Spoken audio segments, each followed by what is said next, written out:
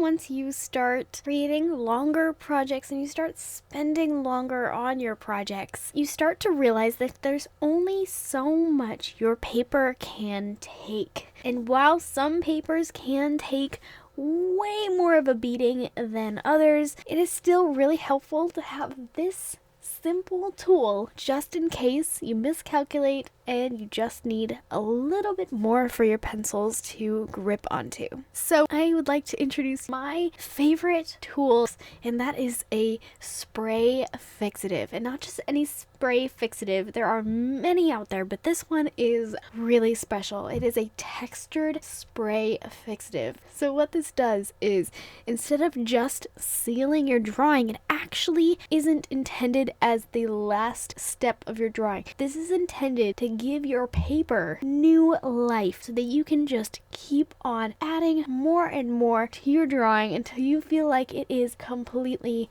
finished. This adds that texture back to your paper in a spray form. You can be stuck and not be able to add any more colored pencil to your paper, and yet all you need to do is take this simple spray it on there, let it dry, and you've got a fresh, clean slate to keep on creating on. It's absolutely just incredible. So how this works is really quite simple. Once you reach a point in your drawing where you just feel like the colored pencil isn't sticking anymore and you just need a little bit more texture to your paper so that you can get through those final steps, all you need to do is take this spray. You're going to shake it up really well. The more you shake this up, the finer a mist you'll get out of this, which is one of the best things about this. Is once you spray this and it dries, for the most part you can't see it. So if you did want to use it as a final fixative, you could get away with that too. But like I said, if you really wanted to do that, you really want to shake this up well so you can get the finest mist possible out of this thing. And then once it's shaken up, I would shake it up for like 2 minutes, 3 minutes. You can go as long as you want. I would probably go for at least 2 minutes of shaking this thing up. I'm telling you, you don't need a gym membership. This will do just fine. Once it is shaken up and ready to go, you're going to check the nozzle, because this is one of the things that most people don't think about, but it can make a huge difference when you're spraying this. Just check the nozzle, make sure it's not clogged up. If it's clogged up, then that will just transfer onto your paper, and although it doesn't make like a huge mess of things, it is just nice to have a nice even layer of spray on your page. So just check to make sure that it's all clean and clear. If it's not, you can just easily pop it off, soak it in some warm water, and that'll clear it up super easily. Once you have that done, it's time to actually spray it, and this is super simple, but I will give you an extra tip. Don't just spray it directly onto your drawing. Rather, start spraying off your drawing and then gradually, consistently go from off the drawing onto your drawing and then all the way off of it again. And what this will do is it will ensure that you get that beautiful, consistent layer of spray across the entire drawing. You won't end up with those harsh hot spots where you started and stopped. And you can even try this. If you doubt me and you think this is just a waste of the spray, try it. You will easily see that you will get these really harsh patches of the spray right where you started and right where you ended.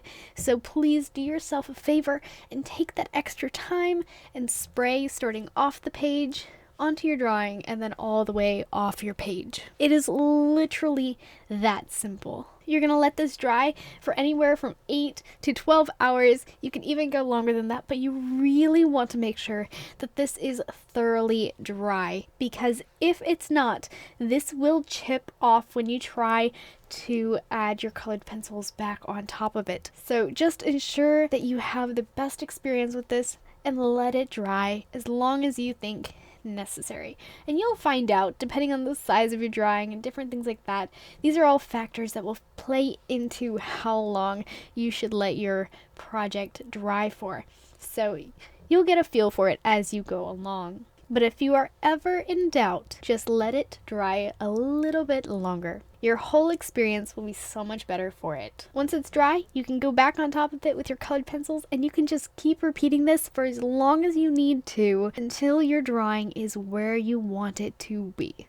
If you guys found this video helpful, then please hit that like button. It really encourages me, and it also helps to spread this video to more people so that other people can see some of these really cool tools and tricks to make drawing just so much more fun, enjoyable, and easier. Anyways, you guys, thank you so much for watching, and I will see you next time. I think you'll enjoy this video next. I basically gave myself a ridiculous time limit to try to draw something realistically, and I learned so much from this experience, and I guarantee you guys will learn something as well, and you might even want to try out this challenge for yourself. So feel free to head over there, where I try to draw realistically in less than 5 minutes. I hope to see you guys over there, and until next time, God bless.